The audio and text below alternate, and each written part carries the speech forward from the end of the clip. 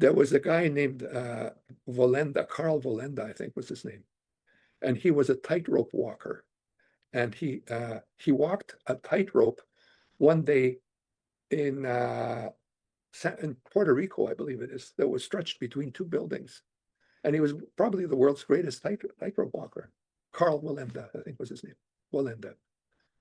And while walking that tightrope, he fell to his death. But before that day, people interviewed him and they said, why do you work? Why do you walk the tightrope? Why do you do that? What's the sense of doing that? And he said this, he said, I only live my life when I'm walking the tightrope. And everything else is either a prelude to or a postscript after I walk the tightrope.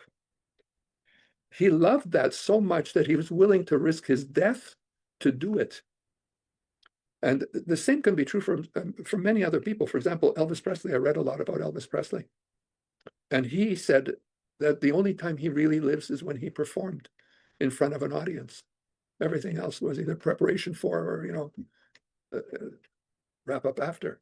And I think the same is true for many of these great stars. So for example, Wayne Gretzky, who was a famous hockey player, his big deal was being on the ice and playing hockey.